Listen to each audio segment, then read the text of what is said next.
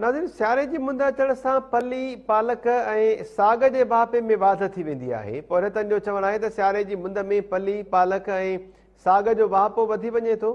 भाॼियुनि जा मुनासिब अघ न हुजण करे कयल ख़र्च बि नथो लहे। चणनि जे फी एकड़ ते 40 खां 50,000 रुपया ख़र्च अचे थो। इन जा वधीक तफ़सील नूर मोहम्मद सुमरो जी रिपोर्ट में।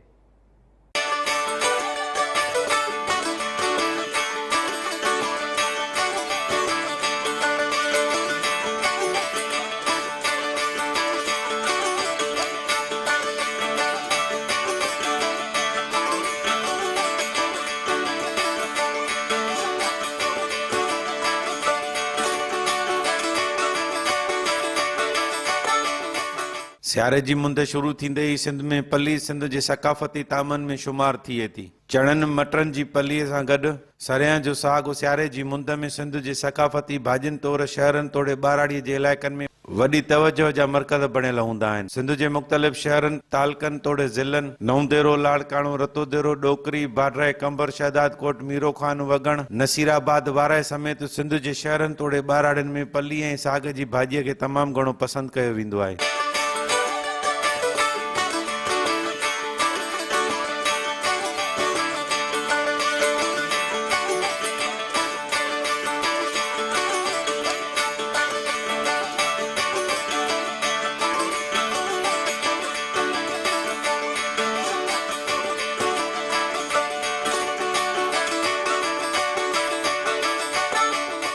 पली ऐं साग ख़ासि तौर मच्छी, मुर्गी, गोश्त ऐं मखण सां पचाए खाधी वेंदी आहे ऐं ख़ासि तौर ते ॿाहिरां आयल महिमाननि तोड़े पंहिंजे प्यारनि खे तोहफ़नि तौरु पचाए पेश कई वेंदी आहे। सियारे जी मौसम ईंदे ई पली ऐं साग शहर जे सब्ज़ी मार्केटनि तोड़े रेड़नि ते सरियाम विकिरो थींदी आहे, जंहिंजी ख़रीदारीअ लाइ बि माण्हुनि जी वॾी रश लॻल हूंदी आहे। पली ऐं सरियां खे गर्मियुनि जे मौसम में इस्तेमालु करण लाइ ख़ासि तौर ते उस में सुकाए महफ़ूज़ करे रखियो वेंदो आहे त जीअं पली ऐं सरियां जो मज़ो गर्मियुनि जे मौसम में बि वठी सघिजे। 500 तनख़्वाह थी मिले, असांजे घर गुज़र सफ़र नथो थी सघे। असांजी हीअ अपील आहे त असांजी पली खे वधायो वञे, ॿाहिरि मुल्क बि वधायो वञे, जीअं उजरत असांखे बि मिली सघे, घर जो गुज़र सफ़र बि असांखे मिली सघे। महांगाई तमामु चढ़ी वई आहे, असांजो गुज़र सफ़र नथो थिए। कटाई पलीअ जी जेका आहे सा तक़रीबन 5 खां 10 मणनि ताईं करे वेंदा आहियूं। त इन जी उपत ते तक़रीबन मार्केट में जेका पली पचे थी उन मुख़्तलिफ़ रेट आहिनि ऐं हर रोज़ु नवां रेट थींदा आहिनि।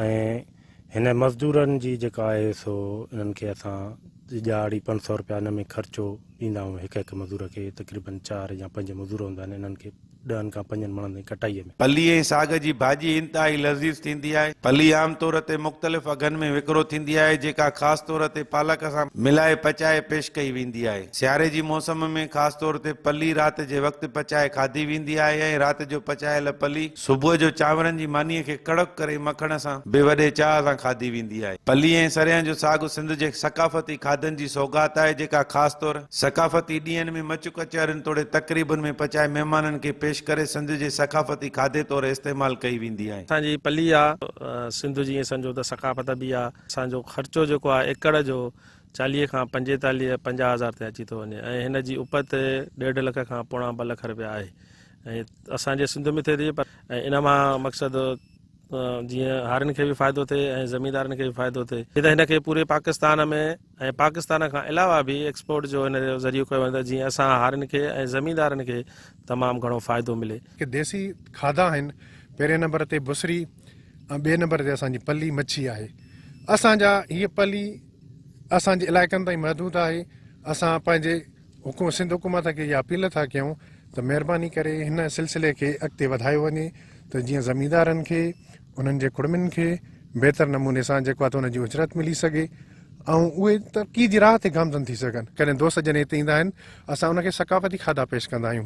पहिरें नंबर ते त बुसरी, ॿिए नंबर ते असां पली मच्छी पेश कंदा आहियूं, त उहो एॾो त ख़ुशि थी ऐं असांजो शुक्रियो अदा कंदा आहिनि। ॿियो आहे तमामु बारबीक्यू या चिकन, उहो त हर शहर में हर होटल ते मुयसरु आहे, पर हीअ पली मच्छी ऐं मखण ऐं बुसरी जेका आहे इहा पूरी सिंध में सिर्फ़ु असांजे हिननि रवायती ॻोठनि में जेको आहे त मिले थी।